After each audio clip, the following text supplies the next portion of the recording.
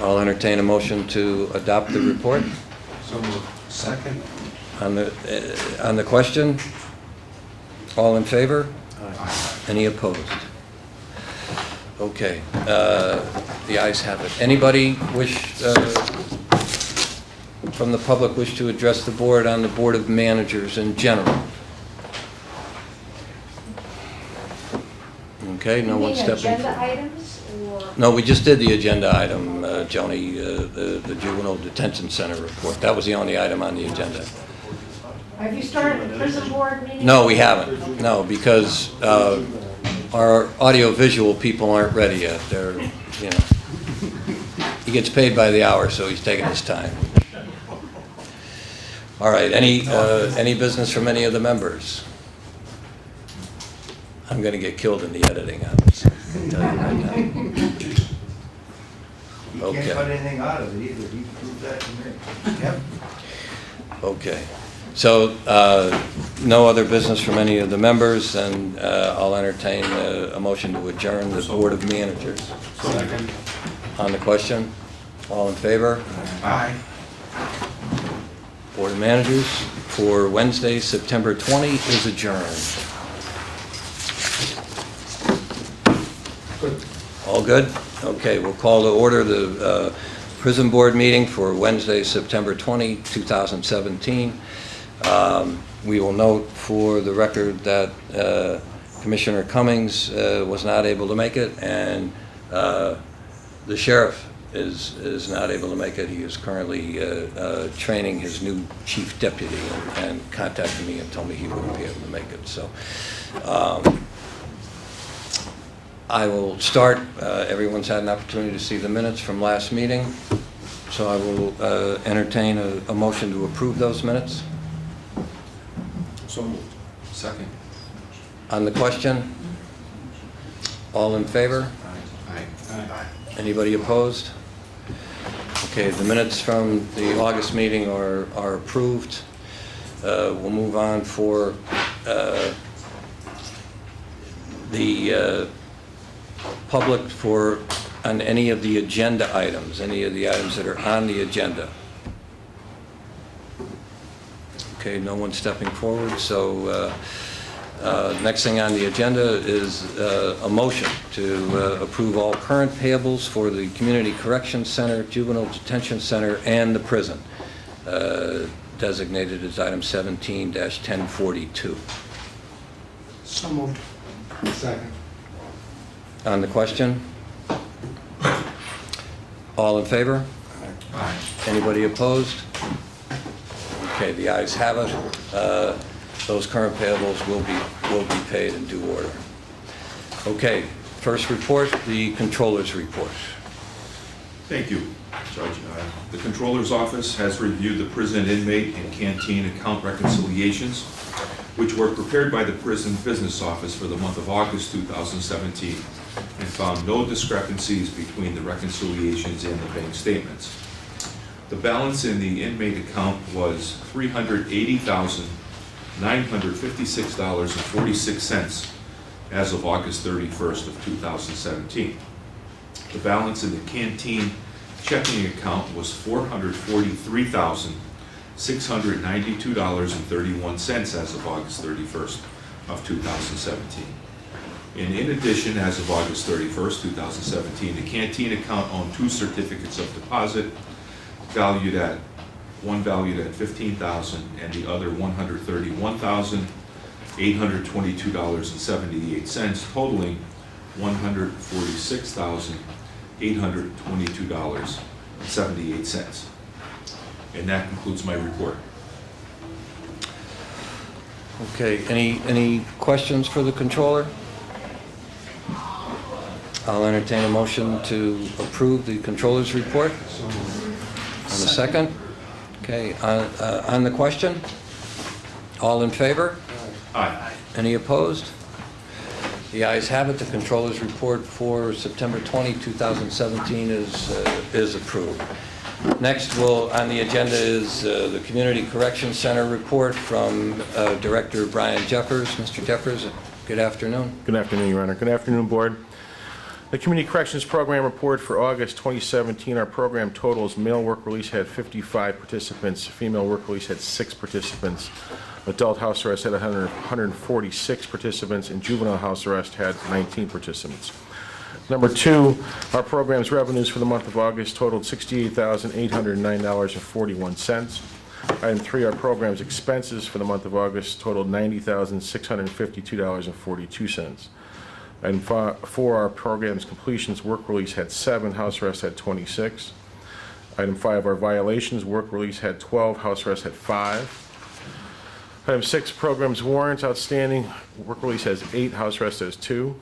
And item 7, our budget report: overtime is at 76% for the year, expenses are at 65% for the year, and revenue is at 73% for the year.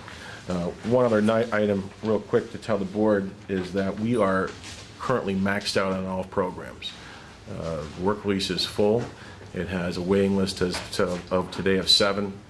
House arrest is 121 in it. It has a waiting list of about 25 that are becoming towards the end of the month. And women's work release is maxed out. It does not have a waiting list at this point. So we're at our numbers where we were in 2012, basically. That concludes my report. Last time we were talking about some additional space for women's. That's full. Okay. We are currently using it. Okay. That is full, yes. All right. So we've opened that up on August 2nd, and we've filled it up within 2 or 3 days. Okay. All right. Are there any plans currently to explore additional space? Not at this time. Okay. You know, and it looks as though that the waiting list that we would have is probably like 1 or 2 here and there, and we're looking at, you know, trying to get people out on parole. There's not a lot. There's not a lot that are whose minimums are up or that are parole eligible at this point. I mean, they are already parole eligible because they're already in and they're moving on forward to house arrest or being paroled. Okay. As they come out, as they leave, they're coming in. Any other questions for Mr. Jeffers?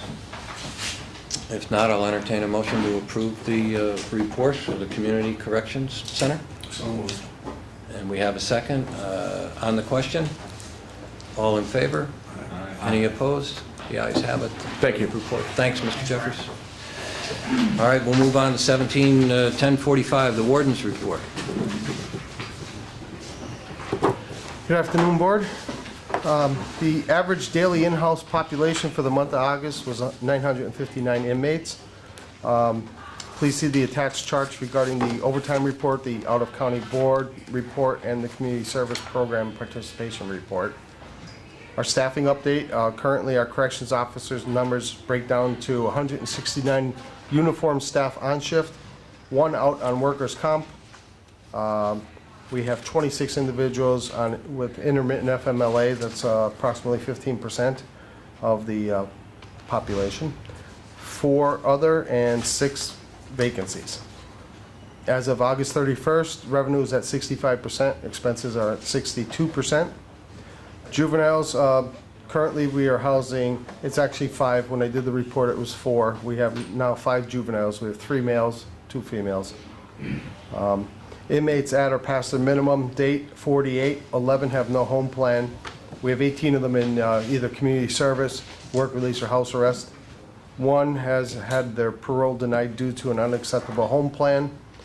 12 have home plans that are submitted and they're awaiting parole. 6 have been remanded for the balance of their sentence. And there's 1 individual who is AWOL from community corrections. Extraordinary occurrence reports. There was 1 extraordinary occurrence since the last prison board meeting. On 9/4, a county inmate was combative, verbally abusive, and assaultive towards booking staff at the time of commitment to the prison. He was placed into the restraint chair for safety purposes. PREA, there was 1 allegation of PREA violation since our last meeting, and it was deemed unsubstantiated. Commissary RFP update. We continue to process submissions from the 3 companies, and we'll be providing a recommendation to the prison board and the commissioners by the next meeting. Right now, where our steps are, we'll be on Monday. We'll be reviewing the comparison, what's called the comparison menus that we got from other county facilities in the state. It was something we were doing to try to get the prices down on a commissary. So we've got a list of them, and after that, we're going to develop our own menu, and at that point, we'll be we'll be sending that menu out to the 3 companies who have put in the RFPs, and then we'll make our decision. So I'm expecting all that to happen rather quickly, and it's my hope by next prison board we'll have something more substantial. Is there a date for submission, the deadline for the RFPs on that? The deadline has already passed with the RFP with the commissary. We're already beyond that stage. We had, How about the food service? the food service just went out. Okay. With the food service, and that's what I wanted to, it just went out last week. We've already got 4 companies that have expressed an interest.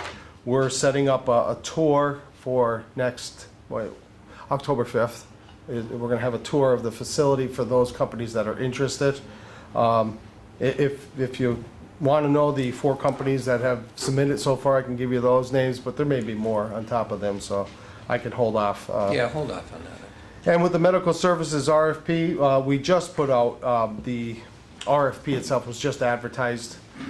There's a set of deadlines that we're hoping to get, and we're looking for submissions to occur by October 31st for the companies. That will also entail a tour for any companies that are interested. We'll give them a tour of our kitchen. They can see how the meals are transported from the kitchen to the housing units. They can see the equipment that's there, the refrigerators, the freezer, and things like that. It helps them in determining their price. And before I conclude my report, I just wanted to request an executive session to talk about a personnel issue, and that would conclude my report. Okay. Any questions for the warden from anybody? I have a question. Recently, Warden, you and the prison received a very favorable report from the state. Yes. Would you like to? Oh, sure. I'm not good at bragging, so that's why I didn't bring that up, but I have no problem talking about it. We just recently received the response back from the state, the Department of Corrections Title 37 inspection, that we're in full compliance with Title 37 regulations. So what that means we're running a good, clean facility. It also means that we won't be inspected next year. We'll be inspected by the state again in 2019.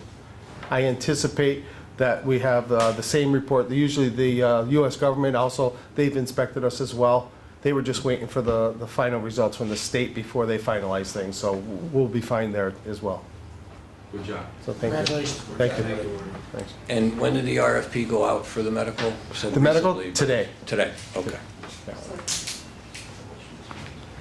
Yeah, it's in this morning's paper in the classified section. Okay. All right. I don't have to look for a job yet, so I didn't check the classifieds today.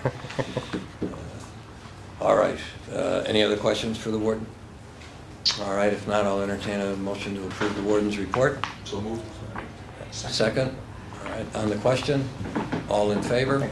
Aye. Any opposed? The ayes have it. The warden's report is approved. Thank you, warden. Okay.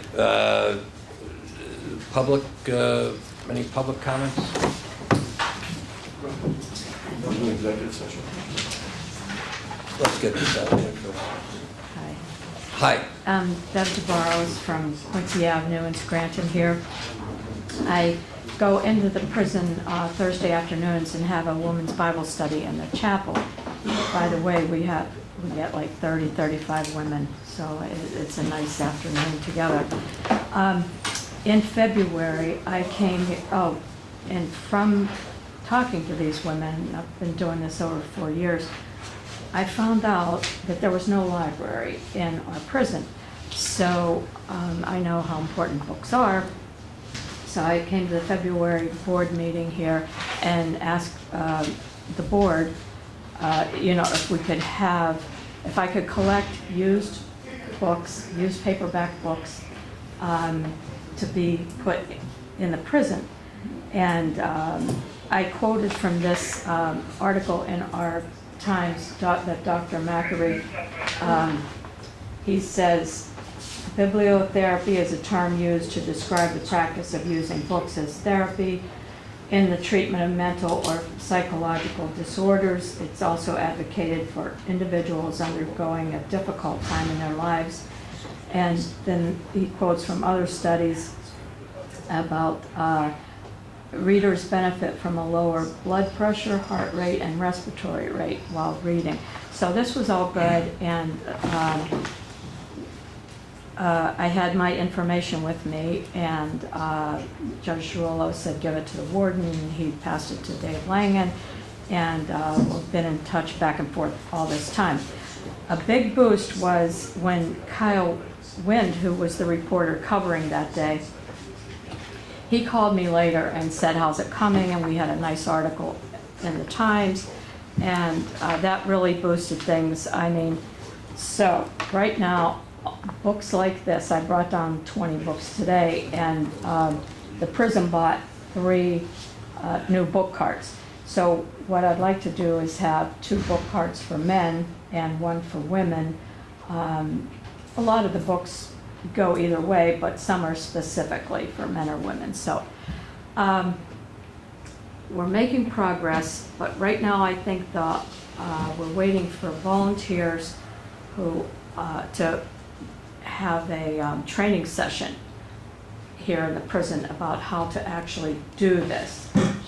Take the carts around to the cell blocks, I imagine. And so I hope that happens soon, and I hope we get the books loaded up soon. And then I hope by next month we say, it's all good, it's going, it's going. So thank you. Thank you. Thank you. Thank you. Joan Hodawana, it's 220 Linden Street.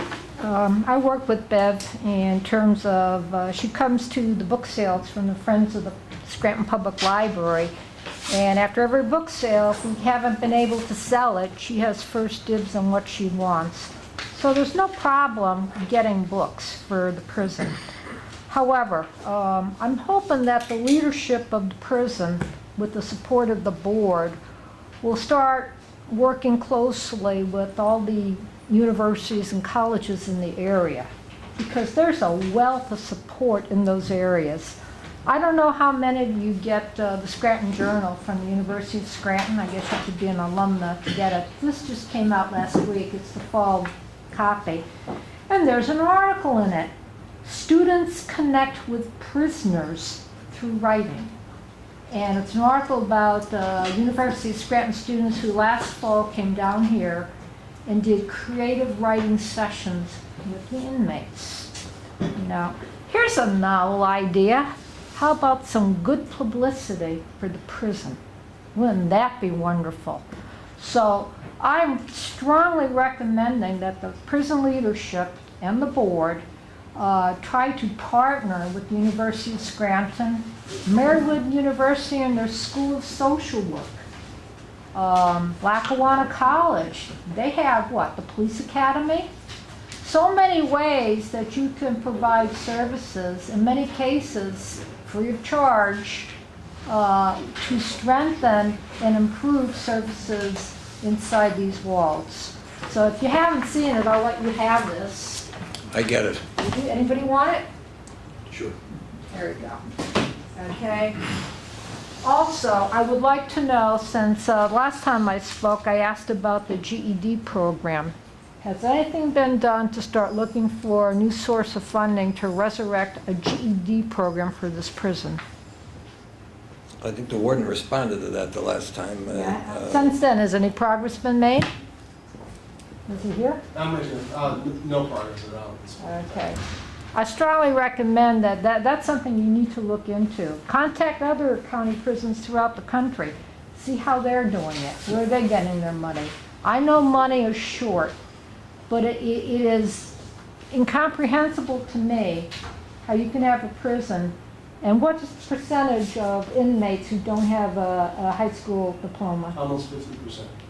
You can't do that. You know, I mean, you're going to have a revolving door syndrome. You need a GED program. If you need to shame your state legislators, do it.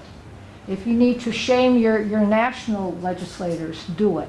But you need to start aggressively looking for money for a GED program. It's in our interest, it's in the inmates' interest. This is a win-win program. Thank you. Thanks, Joan. Mr. Bolus? Thank you, Your Honor. Members of the board, Bob Bola, Scranton, and a former guest at this place. What I'm here today is on a couple subjects. One, this is what we're doing on Friday. This is called the Spirit Ride. It's a coffin that's being transported across the country in honor of all fallen first responders that went across and were killed in accidents on the interstates and highways where people just didn't bother to obey the move over law. We'll be receiving the coffin from a towing company out of Allentown Friday in front of the courthouse. We're going to start lining up equipment at 1 o'clock. He's assuming he'll be here at 3, he may get here at 2, depending on what he runs into in his procession.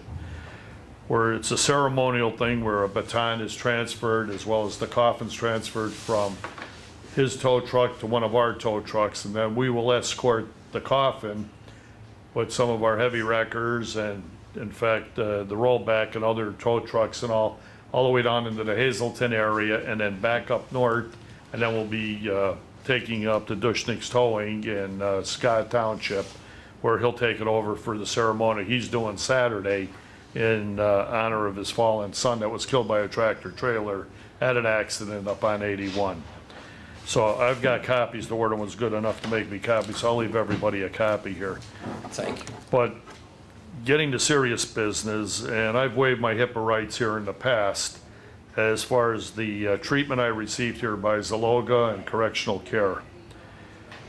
He took me off critical medications that I was on, that when I left here I wound up having catheterizations done, injections in my back, shoulder, neck that I had to do, and he refused to have me treated by a cardiologist or by an orthopedic surgeon. And I said his medical treatment was substandard. He was brought before the board here and refused to discuss anything regarding me, and I waived all my HIPAA rights, so he had free rein to say what he had to say. I could only be elated to know that at the end of this year, hopefully he's gone. And that's the benefit to every inmate, past, present, and future, that if he stayed here, the treatment he gave. And he's more than welcome to sue me for my comments. I welcome it. You know, what he's done and what he did in the spirit of making money rather than giving the health care that was necessary. In here, you don't get a pillow unless you want to go buy it. Well, you just heard how many inmates don't even have a high school education. Where are they going to get the money to go to the commissary to buy a pillow that's 40-some bucks? Bad enough they have trouble even getting money to buy out of the commissary to buy some snacks and other things. And I witnessed it. I was here for the period of 6 months, so I know what went on here. I helped a lot of the inmates that were in here. Some I gave jobs to when they got out of here. A lot of them go into the work release center thanks to Mr. Jeffers. They help out on my Christmas dinner on Christmas Day. They volunteer to help. They come out and they get out of where they are. At least they get back in the meeting with being part of a family. And I mean, a family is all of us in this county, that there is hope if you want to apply yourself and do it. And they get a lot out of helping serving people and being part of it. So with that cooperation, it's meant a lot to them. But you can't get a pillow. You can't get, excuse me, a container of skim milk here. And I believe that should be provided because certain people can't drink some of the Kool-Aid that they get here and the different drinks that you get with the sugar or whatever. So those are some of the pet peeves I had. And of course, the better medical treatment that's here. Just as some of the people that left here that work for correctional care, bring them in, even if you have to bring them under a subpoena. Let them tell you what really went on here. And it's a rude awakening. These are human beings. And you know, when you don't have a prisoner that's treated properly or they're irritable, as Pat knows and all our COs know, it falls back on them, what they have to deal with here. And it's not pleasant. It's a hell of a job to do, and it's a hard job to do, to deal with the multiple personalities inside a prison. The strain of being in jail, the mental part of it, the PTSD that goes on with it, and I'm involved with PTSD. We're going to be doing a lot with the commissioners, thankfully to Pat and Jerry and Lauren, that we're going to have a meeting here with a renowned clinical psychologist on PTSD, and the warden will be there. They're all invited to the work session because PTSD affects people in all parts of life, not just military, first responders, a housewife, a homemaker, somebody that's witnessed something tragically is PTSD. And this is what we're bringing here to Lackawanna County, and it's going to be the first county in the country that's actually taking the position of doing something about it.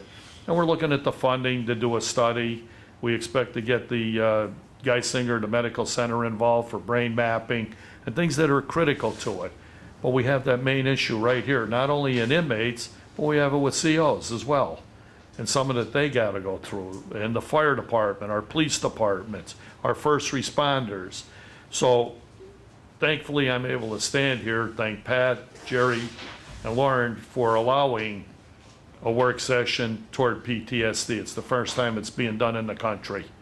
And I want you to know that, Pat, that we've been out with it. We had them here once before for the Gino Murley Center, and of course the VA came. They walked out in the middle of his presentation. Thank God the guy that was in charge is no longer at the VA. So there are doctors I've spoken to there. So this is going to mushroom, but it starts here, and it's starting here. And what we're doing here is going to take it right across the country, because this is going to get national recognition of who we are in Lackawanna County and how we really give a damn about our people and people everywhere else. So that's going to take place here, and Thank you. I'm looking forward to it. And we got everybody on board with it, so that's going to be coming here. And that's it for today. Thank you. Thank you. Anybody else from the public? Hi, I'm Amy Fleming from Glenburn, and I'm with Progressive Women. And I've been a clinical social worker for over 35 years. I worked with ELTC for a year in the prison with the women, and I was really concerned about the mental health problems they have there. So when you are looking at your new medical contract bids, I hope you take into consideration the mental health aspects, not only with psychiatrists who don't have a lot of time because we have a shortage of them, but you can get, assistants, psychiatric nurses, psychiatric physician assistants, or psychiatric nurses, and psychiatric social workers. This would be a big help, I think, for the population.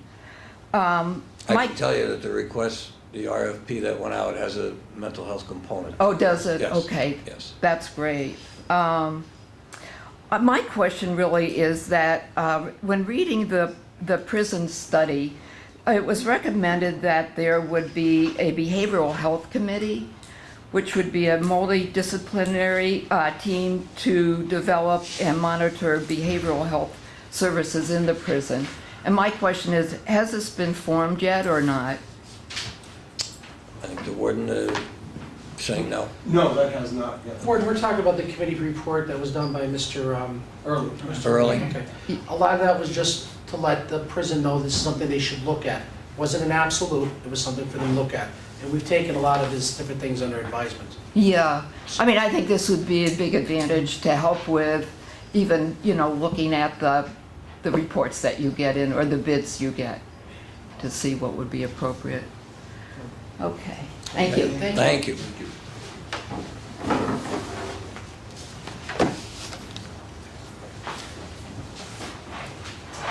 Hello, I'm Dr. Stephanie Bressler, and I live at 1402 East Gibson Street in Scranton.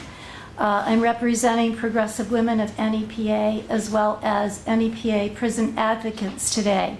My comments are in the form of a letter addressed to the judge, and I will provide him with a copy of that letter, expecting that this will become part of the minutes of this meeting.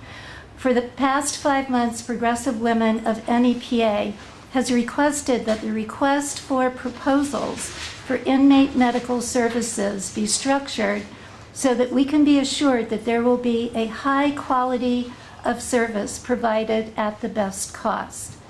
We have been joined in our request by NEPA prison advocates. We specifically recommended that the RFP require a clear path as to how the bidder will demonstrate that inmate medical services, including those subcontracted by the bidder, meet the community standard of care. A legal notice in the Times Tribune today, September 20th, announces the publication of the Inmate Medical Services RFP.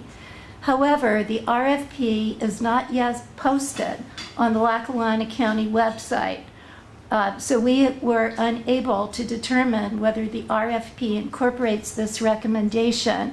Just a few moments ago, Chief of Staff Wallace did show me a paper copy, and I did not see anything in a quick look at that would indicate that that recommendation has been included. I did see some reference, as was the case in the last time this contract was bidded out, that requires and it was just one statement requiring a plan for quality assurance. At the July 2017 Prison Board meeting, we asked the board if the prison complied with PA Code 95.232.7 that states written local policy must provide annual documented review of a prison's healthcare delivery system by the prison, and when necessary, revisions shall be made to each healthcare procedure and program by the prison. We ask who does this review and how does it contribute to improvement in healthcare services. We were informed that the current provider gives monthly statistics, but not a quality of care review. Since Progressive Women first requested bidding this contract, 2 inmates have filed suit alleging less than standard medical care. While the latest suit alleges that the medical care in this inmate's case did not even meet the 8th Amendment standard forbidding cruel and unusual punishment, we asked the Lackawanna County Prison Board to refuse to approve a new medical services contract without the bidder's clear plan to demonstrate that all contracted and subcontracted services will meet the community standard of care. We are also concerned that today's legal notice indicates bidders for the inmate political services contract will have only 6 weeks to submit a completed bid. This short period of time unfairly benefits the current medical services provider and impedes a competitive bid process. Although we recognize that extending this time period might require a temporary extension of the current contract, we request that the acceptance period for bids be extended at least 2 additional weeks. We also add that the bids be open in public to assure transparency and that the review team allow enough time for due diligence to ensure that a competitive process results in Lackawanna County securing the best possible services for the best cost. Again, my quick look at the RFP, I was able to see that after the closing of the bid period, October 31st, that November 15th is set as the intent to award. Clearly, that is not enough time to practice due diligence. As we have requested repeatedly, we ask that any elected official who has received campaign funds from bidders, their families, and their employees recuse himself or herself from the contract selection process. Thank you for your attention to our request for transparency and accountability with this process to award medical services contract at Lackawanna County Prison.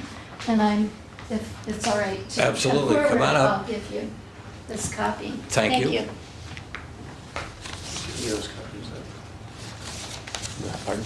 those copies of that. Yeah, yeah. No, and I'll disseminate copies to everybody on the board, and we'll make it part of the minutes. Okay? Anyone else from the public? All right, thank you all. We're going to go to executive session right now, We have so, to come back after that, Judge, to adjourn. right. So where are we going?